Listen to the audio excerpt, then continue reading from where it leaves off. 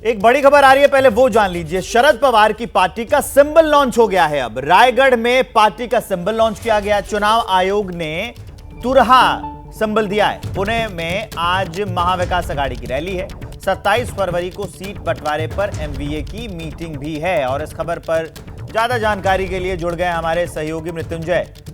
कौन सा सिंबल दिया गया है, जरा इसके बारे में विस्तार से समझाइए मृत्युंजय।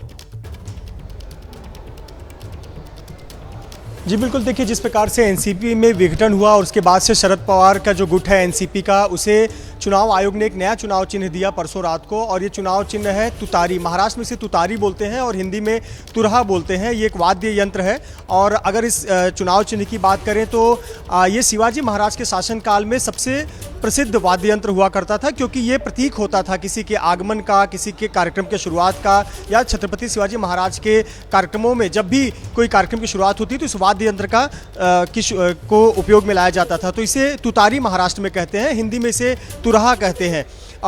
इसका लॉन्च परसों चूंकि चुनाव आयोग ने एक पत्र के जरिए इसे दिया, और आज रायगढ़ गए हुए थे शिवाजी महाराज के जन्मस्थली पर, उनके किले पर। और वहाँ पर किले पे एक लोगों के कंधे पर बैठकर, एक जो कंधे पर चलकर, वो काफ़ी ऊंचाई पर जगह है किले की, वहाँ पर गए और वहाँ पर अपने इस चुनाव चिन्ह को, यानी वाद्य यंत्र तुतारी को, तुरहा जिसे कहते हैं, इसे लॉन्च किया।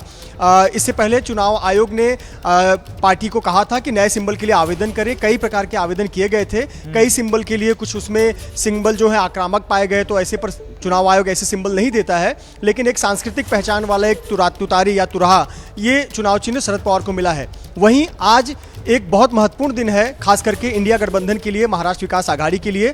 आज पुणे में तीनों दल साथ में बैठेंगे और एक छोटी सी सभा को संबोधित करेंगे। ये कोई सभा, जनसभा नहीं है, लेकिन कार्यकर्ताओं के लिए संबोधन के लिए सभी को बुलाया गया है। इसमें जितने इंडिया गठबंधन के दल हैं, चाहे कांग्रेस हो, एनसीपी शरद पवार गुट हो, शिवसेना उद्धव गुट हो, इन सभी के नेता यहाँ पर मौजूद रहेंगे और कार्यकर्ताओं को संबोधित करेंगे। कुल मिलाकर इसे इस तरह से देखा जा रहा है कि इंडिया गठबंधन का जो गठबंधन है महाराष्ट्र में, वो सील हो चुका है। यानी अब ये तय हो चुका है कि ये सब साथ में ही लड़ने वाले हैं।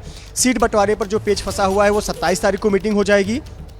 और कहीं ना कहीं आज जब कार्यकर्ताओं को एक साथ सामूहिक संबोधन किया जाएगा, तो कुल मिलाकर इसे हम कह सकते हैं कि महाराष्ट्र में चुनावी बिगुल इंडिया गठबंधन की तरफ से बच चुका है और एक सामूहिक जो सभा से संबोधन होता है, उसकी शुरुआत हो चुकी है। तो आज इंडिया गठबंधन के नजरिए से दो बड़ी बातें हो रही हैं। एक तो ये नया चुनाव चिन्ह मिल गया है और उसको लॉन्च भी कर दिया है शरद पवार ने, और दूसरी तरफ 3 बजे दोपहर को पुणे में एक जनसभा को संबोधित इंडिया। आप हमारे साथ रहिए बने हुए।